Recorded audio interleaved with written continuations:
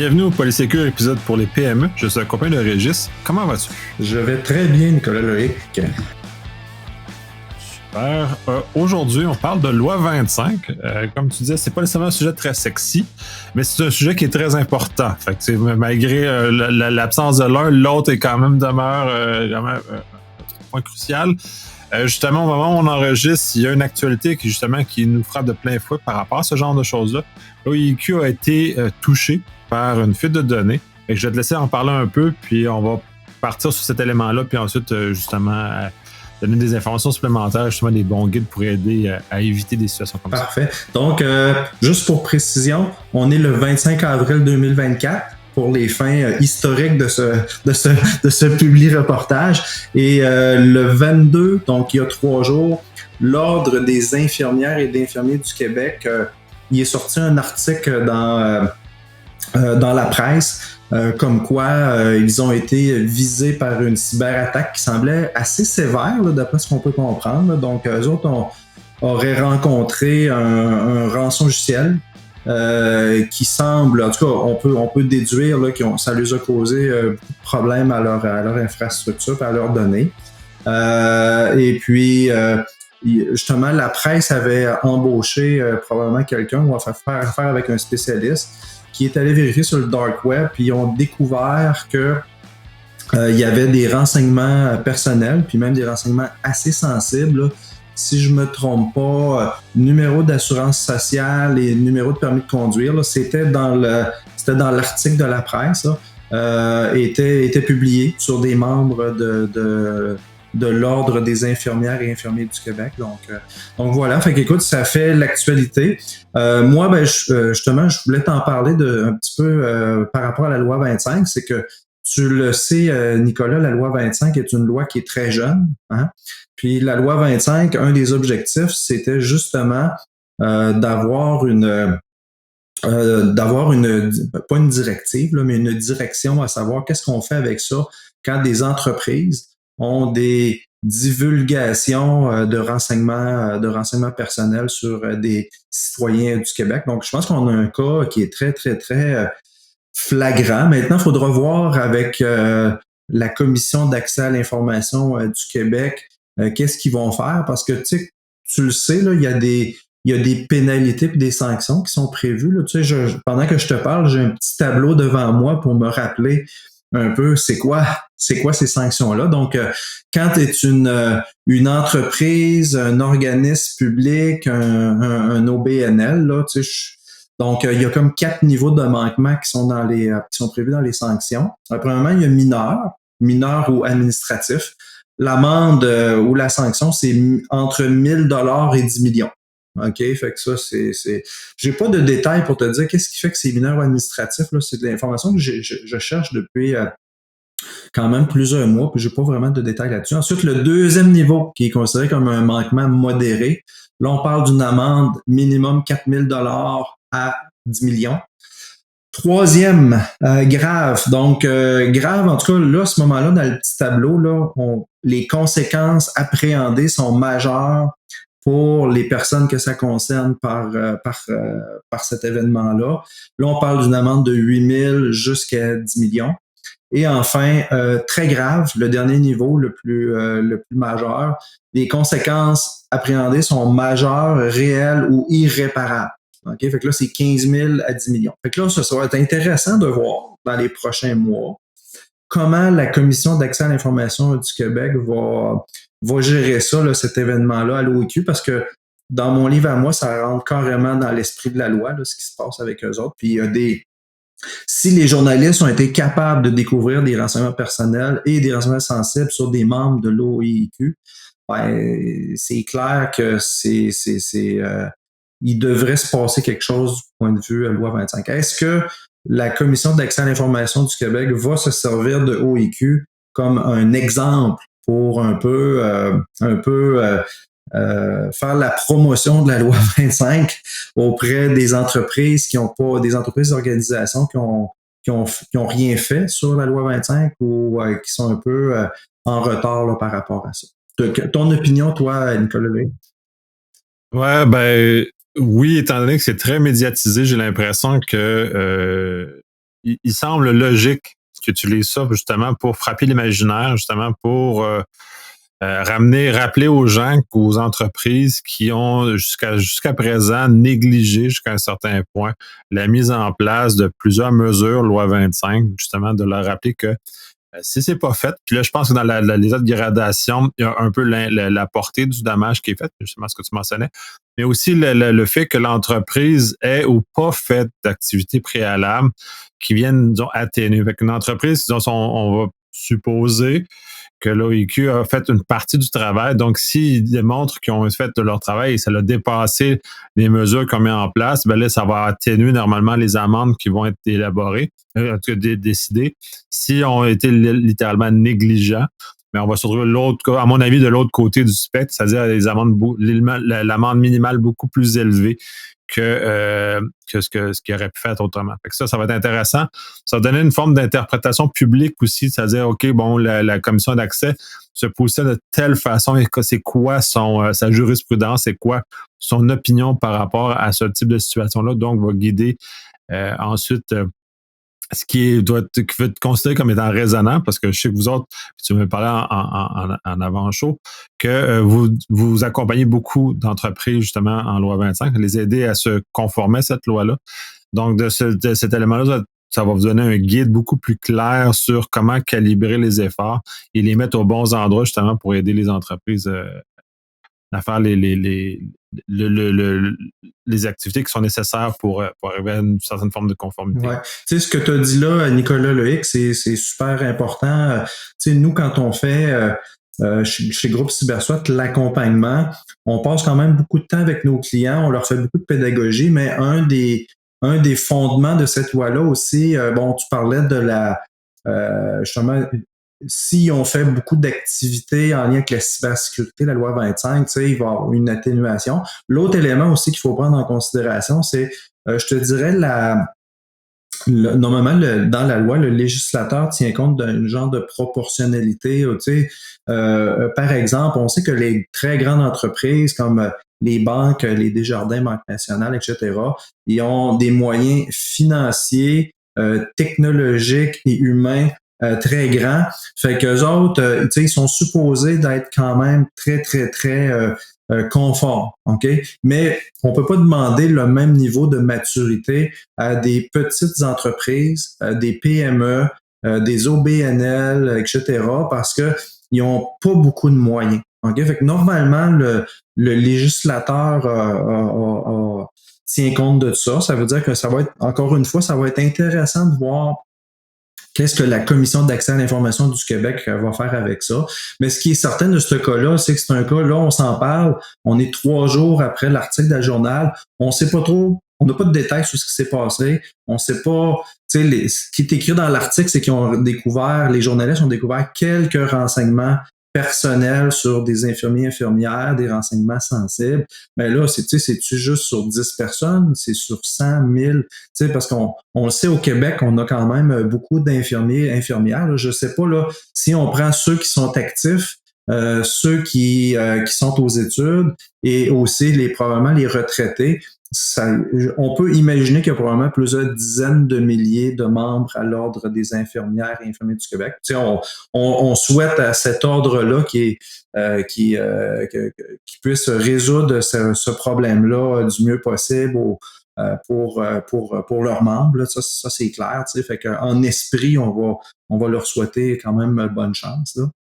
Fait que c'est ça va être un cas d'espèce très intéressant à regarder, mais on n'aura pas, je pense que on va avoir plus de détails d'ici la fin de l'année 2004 là-dessus. Là, présentement, au moment où on se parle, on peut imaginer que l'ordre est en situation de gestion de crise. Tu sais, comme tu le sais, ça peut prendre plusieurs semaines avant de revenir sur ses pieds puis sortir la tête de l'eau. Là. Ouais. Ouais, c'est pas nécessairement facile. Je leur souhaite beaucoup de courage parce que passer à travers une tempête comme celle-là, maintenant avec la loi d'accès, parce que moi, j'ai jamais eu à gérer d'incidents post-loi 25, fait que j'ai aucune idée de ce que ça représente comme charge supplémentaire, parce que c'est quand même une charge supplémentaire lors de la gestion d'un incident ou d'une crise comme celle-ci. De voir comment est-ce qu'ils vont faire, puis de voir aussi la vitesse à laquelle la commission d'accès va réagir va faire des annonces publiques et à quelle vitesse l'enquête va se matérialiser parce qu'on sait aussi que, puis la commission de l'enquête se cache pas, elle n'a pas énormément de ressources pour effectuer des enquêtes, donc voir à quelle vitesse tout ça va se dérouler Exactement. va être intéressant, puis va nous permettre justement, puis je reviens, ça va nous donner une jurisprudence claire sur les efforts qui sont à faire, puis je souhaite que l'OIQ a déployé des moyens technologiques justement en cyberdéfense qui vont atténuer le regard, l'œil de Sauron qui se met sur eux actuellement, puis va atténuer les potentielles pénalités Ouais, qui ouais. vont. Fait qu'au-delà de la loi 25, cette organisation-là vit présentement ce qu'on appelle, toi puis moi, on appelle ça un incident de sécurité, là, avant d'appeler ça un incident de confidentialité pour la loi 25. Mais un incident de sécurité, quand moi je rencontre des clients et qu'on me pose la question, écoute, on me dit, Régis, ça pourrait coûter combien à mon organisation? Je suis une PME, je suis dans le manufacturier, etc., un incident de sécurité. Écoute, je suis pas capable de mettre un chiffre exact, là, mais ce que je peux te dire, pour l'avoir vu chez beaucoup de petites organisations, ça se chiffre d'un minimum de quelques dizaines de milliers de dollars à quelques centaines de milliers de dollars. On a les grosses statistiques de IBM qui disent un incident, ça coûte 7,3 millions. Ça, pour des PME, c'est absolument inintéressant. OK? Mais la réalité, c'est quelques dizaines à quelques centaines. Puis là, on me demande, ben écoute, c'est des gros chiffres. C'est quoi ces coûts-là exactement? Ben, je te mets ça dans 3 catégories différentes. Premièrement, il y a les coûts directs. L'incident survient, les coûts directs. Tu dois faire rentrer souvent des experts en technologie de l'extérieur, en urgence. Fait que ces gens-là, ils travaillent pas au salaire minimum, OK? Puis ils sont en temps supplémentaire parce que ton événement, ils vont travailler le soir, les fins de semaine, etc. Deuxièmement, tu as nécessairement besoin d'experts en cybersécurité externe. Donc, nous autres, chez CyberSwat, on le vit parce que ça nous arrive à l'occasion que nos clients nous appellent pour ça. Fait qu'encore une fois, on ne travaille pas au salaire minimum, fait que, donc, la facture grimpe vite. Troisièmement, une majorité d'organisations qui vivent ce genre de problème-là, ils vont acheter en catastrophe des nouveaux logiciels. Des fois, ils vont changer les serveurs, ils vont acheter des licences. Moi, je connais quelqu'un qui travaille dans une compagnie où est-ce qu'il fabrique des équipements pour des mines, là, donc des équipements industriels. Il y a un ransomware qui est rentré. En moins d'une journée, le 200 serveurs ont été encryptés. La business, elle a arrêté pendant plusieurs semaines. OK? Mais la direction a dit, nos équipements, ils dataient quand même de certains temps. Ils en ont profité pour remettre des nouveaux clusters, reconfigurer tout ça, etc. Juste en équipement, ça les a coûté quand même plusieurs centaines de milliers de dollars, mais ils voulaient repartir avec du neuf, du propre, du clean. Okay? Ensuite, dans les coûts directs, je vais rajouter des fois, ça se peut que tu aies besoin de firmes de communication. Comme OIQ, ben là, c'est un journaliste, mais ils ont fait une publication, l'OIQ. Fait que ils ont probablement payé quelqu'un à l'extérieur pour le faire. Donc, ça, c'est les coûts directs. Maintenant, les coûts indirects, qui est une méchante facture aussi à prendre en considération. Le temps supplémentaire de tes informaticiens dans ton organisation, là, ces gens-là, là, je suis désolé, là, mais à 5 heures le soir, ils ne peuvent pas partir. Là. Il y a un incident, il faut qu'ils travaillent, donc ils sont en temps supplémentaire. Deuxièmement, l'affaire, puis je pense que c'est ça qui achale le plus les grands patrons, les patrons des PME, c'est que tu te retrouves avec des dizaines, des centaines d'employés qui sont plus capables de travailler parce qu'il y a une panne informatique. OK? Donc, ça les fatigue. Là. À tous les jours, ils voient beaucoup d'employés qui ne peuvent pas travailler. Troisième coût indirect, selon la panne que ça génère, si ça touche des services, mettons, informatiques que tu rends disponibles à des clients, ton support à la clientèle va être submergé d'appels. Écoute, tu vas avoir des gens là, tu vas être obligé de faire rentrer probablement plus de monde, vont devoir travailler encore plus tard le soir, etc. Puis enfin, dans les coûts indirects, ça se peut que tu aies des frais juridiques, des pénalités, des lois. Ça, généralement, c'est beaucoup plus tard que ça arrive. Donc, ça, c'est les coûts indirects.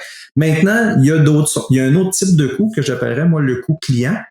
À partir du moment où tu es en panne, tes employés ne peuvent plus travailler, nécessairement, les commandes de clients arrêtent de rentrer.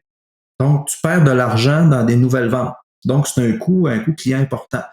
Ça se peut aussi que la panne crée des downtime au niveau de la livraison de tes services à tes clients. Donc, si tu as une application informatique, puis les gens vont là-dessus, puis du jour au lendemain, ça ne marche plus, tu es vraiment dans le trouble. Donc, tu peux tomber dans un bris de service au niveau de ton contrat, ton entente. Peut-être que tu vas perdre ton client si ça dure trop longtemps. Là, OK? Puis enfin, ben, faut que tu gères une crise avec tes clients. Tu peux avoir une atteinte à ta réputation. Fait que, écoute, quand tu fais la somme des coûts directs, indirects et clients, ce que je te dis là, Nicolas Luc, c'est pas de la fiction, c'est ce qui arrive véritablement dans un incident PME, peu importe sa taille. Donc, des fois, c'est une catastrophe. Puis c'est 1 semaine, 2 semaines, 3 semaines de problèmes. Tu sais, un ransomware, là, les statistiques disent que tu as un downtime minimum de 3 à 5 jours. Minimum de ton entreprise. Tu sais, c'est pas une... Au minimum. Puis si on prend un exemple d'un cas public, parce qu'on a vu les dates comme Promutuel, on a vu la date d'arrêt et la date de reprise. Ça a quand même été passablement long de faire cet élément-là pour eux. Puis c'est pas une grande entreprise comme Desjardins, mais c'est quand même pour moi une entreprise de taille moyenne.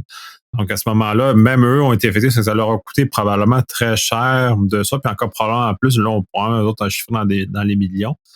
Mais quand même, c'est un exemple ou un avertissement que si on ne fait pas attention, une situation comme celle-là peut se produire avec les conséquences qu'on y connaît maintenant et de ce qui est connu publiquement. Oui, exact. Donc, parfait.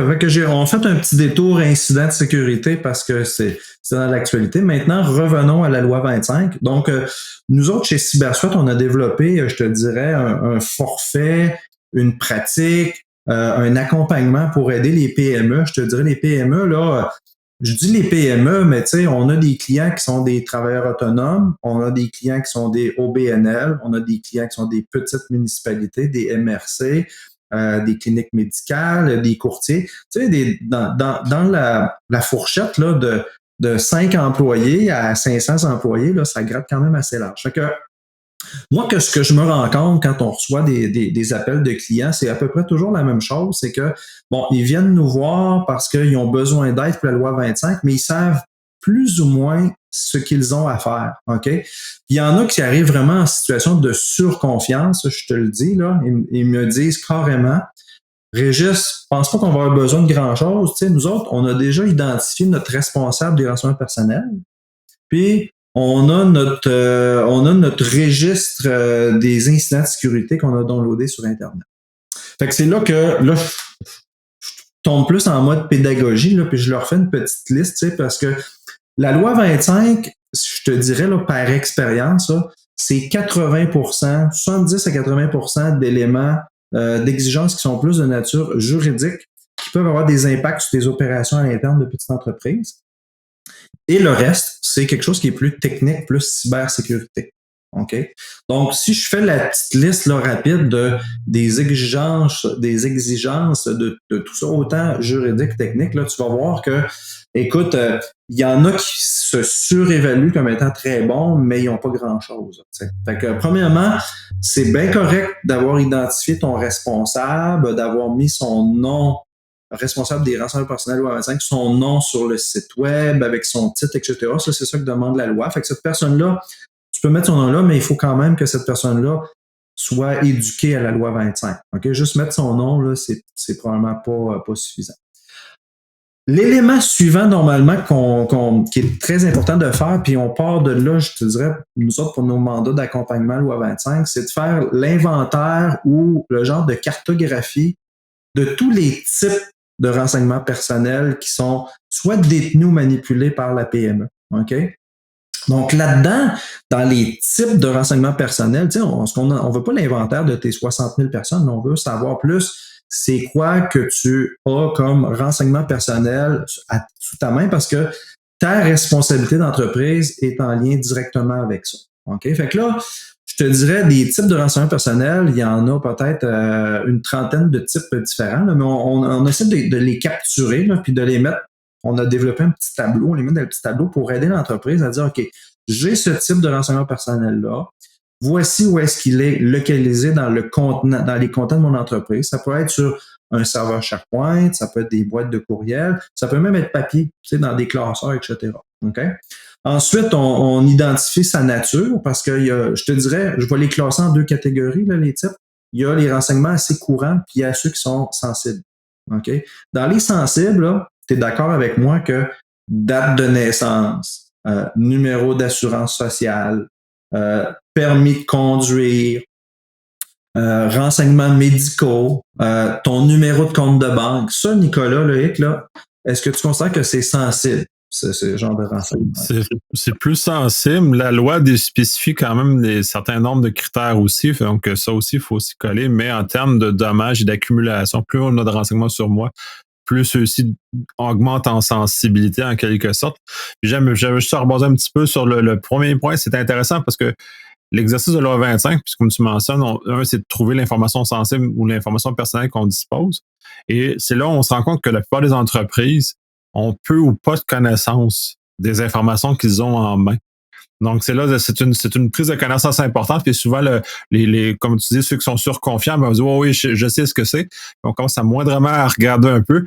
Mais là, on se rend compte rapidement qu'ils ne maîtrisent pas tant l'information qu'ils ont en main. Donc, d'évaluer et puis de façon connexe le cycle de vie de cette information-là aussi. Fait que, puis en plus, on tombe dans des situations aussi. Puis là, je te parle de situations terrain. Là. Souvent, on commence, OK, le client nous donne un mandat. C'est par exemple une entreprise du monde de la construction. Résidentiel, commercial, industriel. Puis là, en grattant avec lui, on se rend compte qu'écoute, c'est pas une compagnie, mais c'est un holding. Donc, il y a des compagnies là-dedans. Ah, nous autres, on a une autre compagnie en passant qui installe des toitures pour des particuliers seulement. On a une troisième compagnie, eux autres, ils font de la location de logements des particuliers.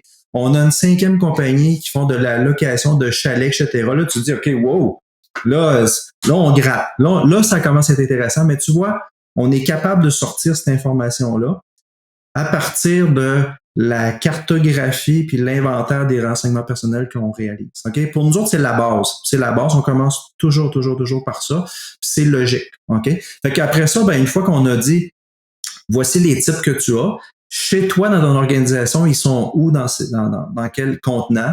Tu les utilises à quelle fin, ces renseignements-là? Donc, on documente ça. Puis, si tu as des calendriers de conservation, de destruction, généralement, il n'y en a pas, là, mais on essaie quand même de les orienter avec ça. Là, fait que, donc, on met ça aussi dans le petit tableau qu'on fabrique. Écoute, c'est pas long, on fait généralement 1 ou 2 ateliers avec le client, puis on a le petit tableau. Puis c'est énormément aidant parce que la journée où il y aura un incident de confidentialité ou de sécurité, rapidement, tu vas être capable de dire, OK, j'ai été attaqué sur tel contenant. Là, tu vas pouvoir dire, dans ce contenant-là, voici tous les types de renseignements personnels que j'avais. OK? Donc, c'est vraiment très, très, très aidant. Nous, en tout cas, dans notre approche, dans notre pratique d'accompagnement, c'est ce qu'on fait. Premier item, inventaire. Ensuite, je te dirais l'item suivant qui, à mon avis, est probablement le plus important de la loi 25 et je pense qu'il est sous-estimé par à peu près toutes les entreprises que j'ai rencontrées. Moi, j'ai fait des dossiers des dossiers d'accompagnement pour différents types d'entreprises, des cliniques médicales, des courtiers en assurance, des entreprises dans la construction, des OBNL, des travailleurs autonomes. C'est très, très, très, très varié. Mais un des éléments, je pense, qui est le plus important pour tout le monde, c'est de se doter de sa politique de confidentialité. OK?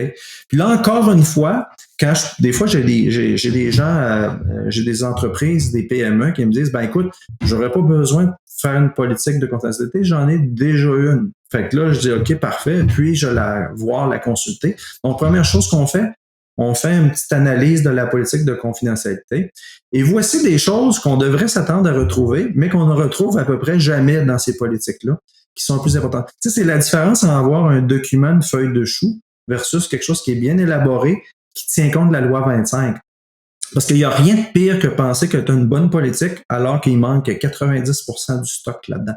La politique, pourquoi c'est important?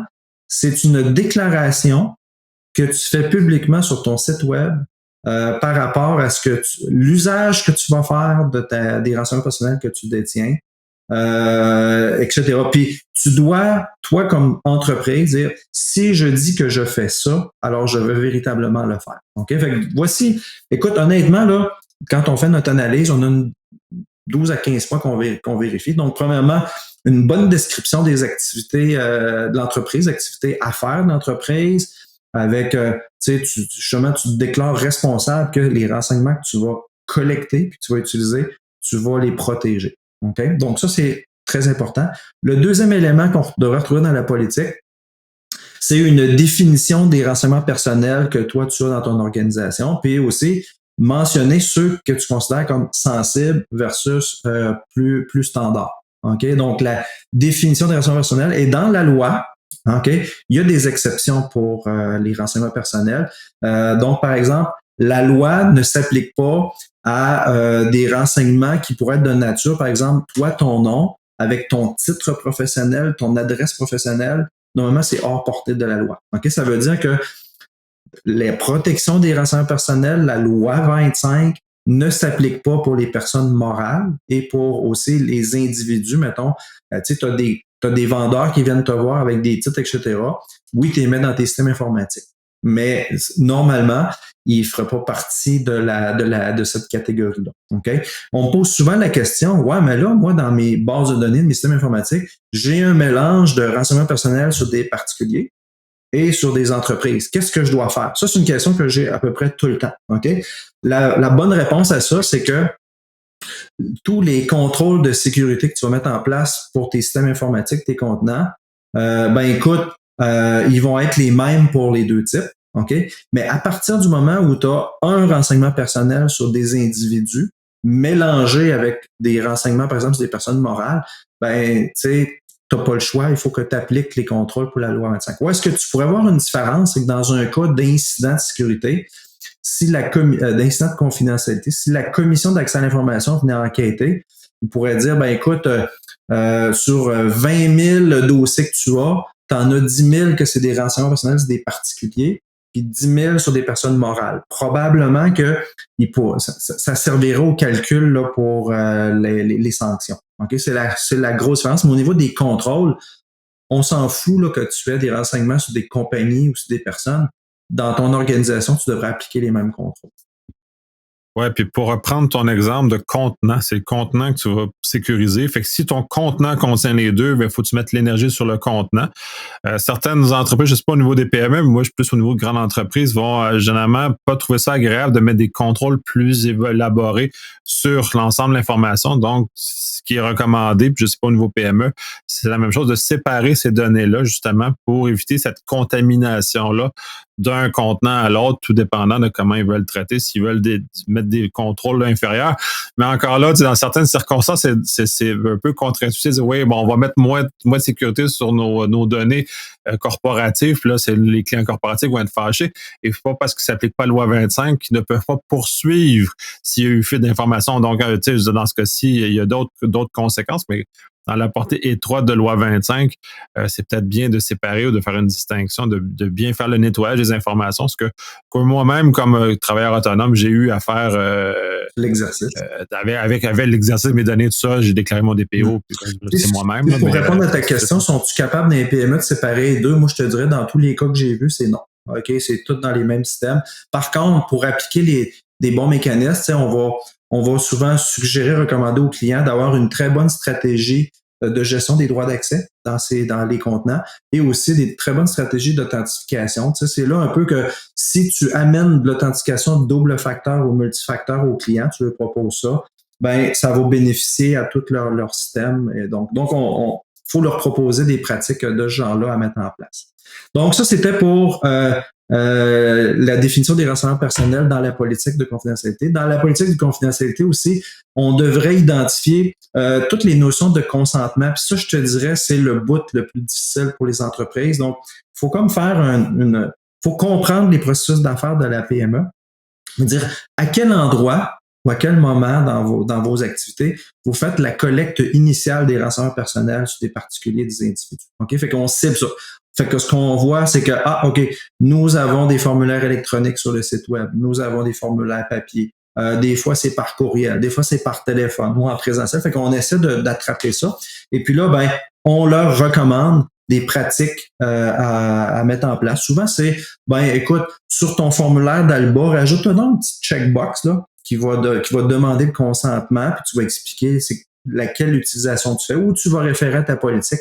Parce que dans la politique, on va définir aussi les usages que tu vas faire des principaux renseignements personnels. Fait que, donc ça, c'est très clé pour les PME, puis c'est le bout qui ont le plus de difficultés, je te dirais, là, basé sur notre expérience là, chez Cyberswap. Ouais, culturellement, on n'est pas habitué à faire ce genre de choses-là. Puis c'est une zone, parce que j'ai eu la chance d'assister à une conférence dédiée pour les avocats en loi en privacy. La différence entre la RGPD et la loi 25 vient beaucoup mettre de mélange là-dedans, puisqu'on est plus habitué d'avoir entendu ces éléments-là et d'avoir le réflexe de faire comme le RGPD demande. Et malheureusement, dans le cas du consentement, c'est un des exemples. On fonctionne pas comme le RGPD au Québec. On a des choses, le consentement doit être explicite ici. Et c'est une notion très particulière de demander de façon plus ouverte et de façon plus transparente ce qu'on va faire avec les données qui sont demandées et de comment dans notre flux de travail, on intercepte le consentement et que par la suite, on soit capable de décrire et nous oblige à certains égards à décrire nos processus d'affaires qui souvent chez les PME est généralement moins bien décrit ou moins bien maîtrisé en termes de comment il est vraiment exécuté. Ouais. Ensuite, dans la politique, on va enchasser. Puis ça, encore là, je te parle de notre pratique chez Cyberswap, qui est très inspirée. On s'inspire beaucoup aussi de ma loi 25.ca puis des meilleures pratiques, tu sais. Fait que si tu communiques ou tu partages un renseignement personnel à des tiers, si tu utilises des renseignements biométriques, ce qui moi j'ai jamais vu encore, là, mais il doit y en avoir qui existent, si tu détiens des renseignements personnels sur des mineurs, donc des moins de 14 ans, donc on va mettre ça dans la politique. Même si des fois, souvent les mineurs, on va le mettre quand même si tu dis que tu ne le fais pas, mais on va au moins l'indiquer que tu n'en as pas dans ton organisation des renseignements parce que tu sais, ça nécessite un consentement parental ou d'un tuteur. Ensuite, on va avoir une section dans la politique où est-ce qu'on va faire une référence à toute ta politique de sécurité, tes politiques internes pour les accès, la sécurité de tes systèmes, etc. Tu sais, tu vas dire, dans le fond, je protège les renseignements personnels que vous m'avez confiés et à l'interne, dans mon organisation, j'ai une politique, j'ai des contrôles, donc à très haut niveau, mais il faut que ça existe tout ça, là, ce matériel-là. Tu peux pas dire ça puis pas le faire. Là, tu sais, fait que il y a un lien entre la politique de confidentialité et les mesures qu'on veut mettre en place. Okay? On va rajouter à ça aussi dans la politique. Moi, j'aime bien mettre la notion de consentement pour les cookies des sites web. Ok, ça c'est encore une affaire qu'on voit souvent. Ils disent, hey, moi, j'ai tout fait pour ma loi 25. Mon hébergeur informatique m'a programmé un truc de cookies. Fait que je suis correct. J'ai plus besoin de rien faire. Un petit peu, là. Les cookies, c'est important d'avoir le bandeau pour demander le consentement. Fait que, une des raisons, c'est que la Cour suprême a jugé, là, ça fait pas même des semaines et des mois de ça, que l'adresse IP qui est collectée par les cookies, c'est considéré comme un renseignement personnel parce que tu le sais. Si jamais tu fais des conneries puis que la police veut savoir t'es qui toi, ils vont avoir un mandat de la cour pour aller chercher, aller voir ton fournisseur internet pour savoir t'es qui toi. Fait que, donc c'est probablement pour ça là, que donc, c'est important de le mentionner. Ensuite, la loi 25, elle apporte des nouveaux droits au Québec. Ça, c'est encore une affaire que les entreprises comprennent pas bien, puis qu'on les forme là-dessus. Droit d'accès des personnes à leur renseignement personnel, droit de rectification de leur renseignement personnel. Ils peuvent aussi avoir le droit de te retirer leur consentement qu'ils t'ont déjà donné. Puis, il y a le droit à la portabilité là, qui n'est pas encore effectif, mais on parle de quelques mois. Là. Donc, ça, c'est des nouveaux droits. Donc, c'est important d'informer ta clientèle de leurs droits dans ta politique, mais aussi de leur expliquer c'est quoi la procédure qui devrait suivre pour faire valoir le droit. Tu sais, je voudrais savoir, moi, Nicolas Lehic, tu as des renseignements personnels sur Régis. Dans ta politique, je fais quoi, là, moi, là, pour te demander c'est quoi les renseignements que tu as sur moi? Fait que nous, on met ça dans la politique. OK? C'est une des bonnes pratiques. Dans la politique aussi, on va retrouver, moi j'aime beaucoup ça, faire ça de cette façon-là. Il y a des gens qui peuvent porter plainte en vertu de la loi 25 face à des organisations. Donc, mets en place ta procédure de réception d'une plainte, explique comment tu vas traiter les plaintes avec des délais. Ça n'a pas besoin d'être bien compliqué, mais mets ça là. OK? Puis enfin, pour compléter la politique, ben, il faut que ça soit approuvé, donc à une date de mise en vigueur, tout ça. Donc, on comprend là, avec tout ce que je t'ai nommé là qu'il y a très peu d'entreprises de PME qui ont une politique de confidentialité qui est vraiment, je te dirais, qui rencontre ou qui est aligné avec les exigences de la loi. Fait que c'est un morceau très important. Moi, je te dirais qu'à la limite, là, faites juste ça, là, c'est déjà beaucoup pour la loi 25. Une vraie politique de confidentialité. Maintenant, oui, parce que c'est ça, parce qu'elle oblige la réflexion. Puis une fois que la réflexion est faite, tu l'as dit, il faut que ça soit rattaché au réel. Une fois que cette réflexion est faite, là, ben là, il va y avoir au minima des mesures administratives qui vont être déployées dans l'entreprise, justement, pour commencer à protéger davantage l'information ou à l'effacer quand on n'en a plus de besoin. Tu parlais de cycle de vie, c'est très important. Moi, ça a été une des choses comme propriétaire de micro-entreprise. J'ai pris panique quand la loi 25 est arrivée, puis là, j'ai fait « je conserve peut-être trop d'informations » et effectivement, j'en conserve énormément trop. Parce que j'ai zappé énormément d'informations je n'avais plus de besoin et qui n'avaient plus besoin par la loi puis d'exigences légales de conserver. Fait que j'ai zappé vraiment, vraiment tout. Et ça a été... parce que moi, ça m'a acheté la paix d'esprit, mais c'est aligné sur ce genre de choses-là et la politique nous met devant les yeux ces éléments-là. Ouais, exact. Fait qu'une fois que tu as écrit ta politique, tu l'as ajusté à l'interne, la direction l'a approuvé, tu mets ça sur ton site web. Donc, sur ton site web, tu vas avoir... Moi, je mets aussi souvent le responsable des renseignements personnels dans la politique, fait que on fait publier un seul document par nos clients, tout est là-dedans, ok, sur le site Internet. Okay? Donc, une fois que tu as fait ta politique, après ça, là, tu as du travail à faire là, de ton côté. Okay? Premièrement, les notions de consentement, là, si tu as des formulaires électroniques, papier, tu collectes des renseignements personnels par téléphone, en présentiel, etc. Donc ça, il faut que tu implantes ce que tu dis que tu allais faire dans tes processus à l'interne. OK? Fait que ça, nous autres, on suggère beaucoup, on aide beaucoup les clients pour ça. Ensuite, ton bandeau de consentement sur ton site web, si tu ne l'as jamais fait, on va t'inviter à travailler avec ton hébergeur informatique ou ton informaticien pour le faire. On peut te donner des exemples de messages, etc. Mais généralement, c'est ça, c'est assez facile pour les organisations de le faire. Dans la catégorie maintenant incident de confidentialité, donc écoute, évidemment, nous autres, on leur fournit un registre pour qu'ils puissent enregistrer chaque événement et un autre registre qui est comme la liste de tous les incidents qui pourraient avoir eu lieu. On leur fournit aussi des procédures, des listes de contacts. Là, beaucoup d'organisations gouvernementales, permis de conduire, assurance maladie, passeport, etc. Parce que tu sais, s'il arrive un incident de confidentialité, l'entreprise, puis que c'est grave, l'entreprise devra communiquer avec les personnes concernées, mais il faut qu'elle les aide aussi. Dire, écoute, là, on a eu peut-être un problème, là, fait que maintenant, il faudrait que tu parles avec, je sais pas moi, la Régie d'assurance maladie du Québec parce qu'on avait ton numéro. Fais-le savoir que tu as eu peut-être t'as eu des problèmes, etc. Peut-être qu'ils vont avoir une procédure pour changer ta carte d'assurance maladie, on le sait pas, là, mais regarde, on fournit une grande liste de contacts là, pour les aider. Ensuite, c'est important, on essaie d'encourager l'entreprise à se doter d'une politique de cybersécurité si elle n'en a pas, puis beaucoup d'encadrement aussi à mettre en place. T'sais. Donc, c'est le fun d'avoir une politique, mais il faut que tu traduises ça en encadrement pour dire, écoute, chaque employé sur vos ordinateurs, faites attention à ceci, vous avez le droit de faire ceci, vous n'avez pas le droit de faire cela.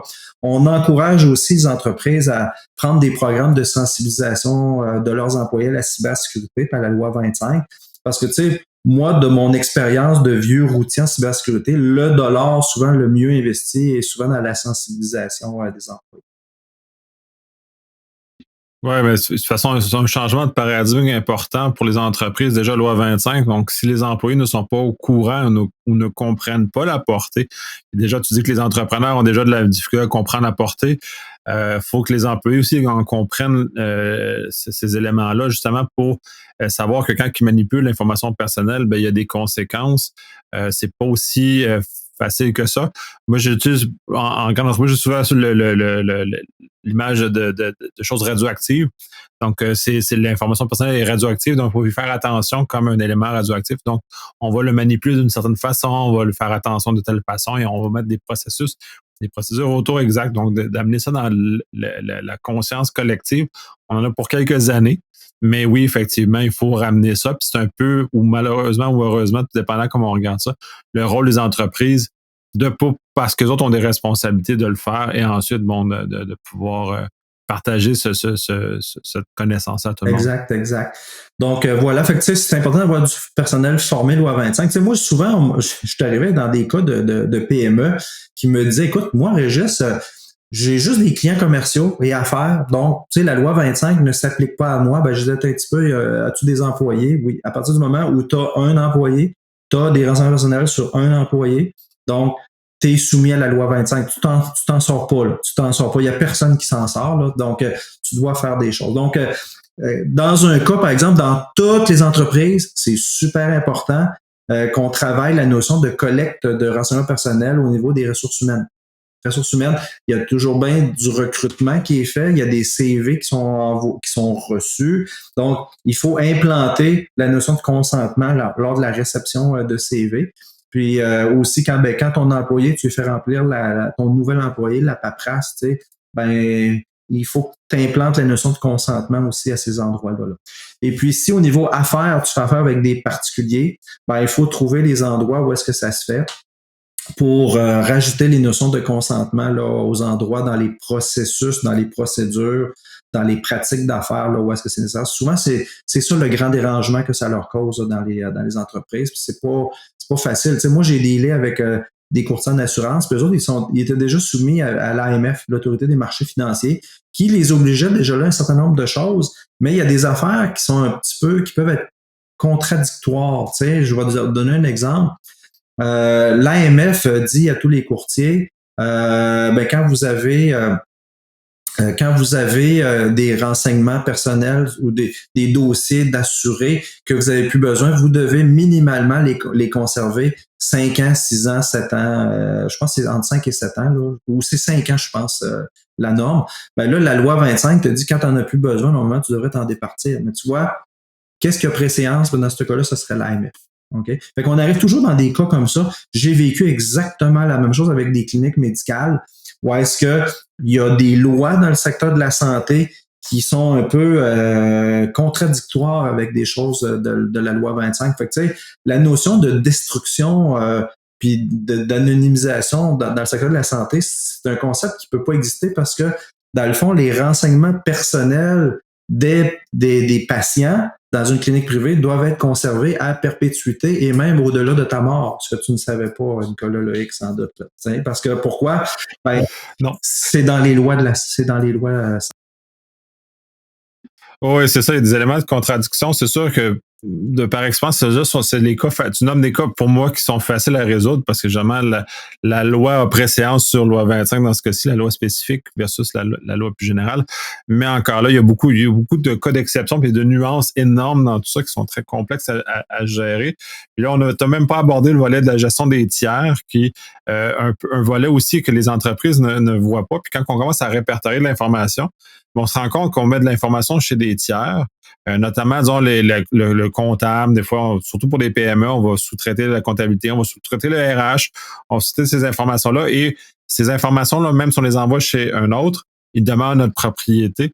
Donc, il faut les répertorier aussi et s'assurer que notre partenaire d'affaires qui nous aide à gérer notre comptabilité, les RH, ainsi de suite, soit aussi conforme. Fait qu'on a comme un chemin aussi un peu plus large et un peu plus fastidieux de ce côté-ci, là, surtout pour les PME, parce qu'on est encore moins habitué d'inventorier nos tiers parce que c'est pas des notions dans lesquelles on fait, parce que c'est comme une extension naturelle, mais que finalement, légalement, faut tenir en compte. Regarde, toutes les entreprises qui ont des employés font affaire généralement avec un système externe pour la paye. Hein? Donc, tu as le nom de l'employé, son adresse, tu as son numéro d'assurance sociale et son compte de banque. C'est toujours ça, toujours. Mais c'est quand même toi, comme entreprise, qui a saisi ça dans le système informatique du fournisseur, que ce soit ADP ou Desjardins Paye ou Banque Nationale Paye. Tu as une responsabilité. Puis tu peux pas simplement te dire, vu que c'est chez Desjardins, c'est eux autres qui sont responsables. Non. Tu as une responsabilité de t'assurer que ton fournisseur tiers, OK, a des contrôles, des protections pour les renseignements personnels que tu lui as confiés qui sont au moins égales ou supérieures aux tiens. OK, tu as une responsabilité. Si tu ne le fais pas, sais, moi, j'ai pas d'inquiétude à fournir mes renseignements personnels à des banques, etc. Ils sont bien organisés, tout ça. Mais où est-ce que c'est dangereux? C'est des petits fournisseurs. OK?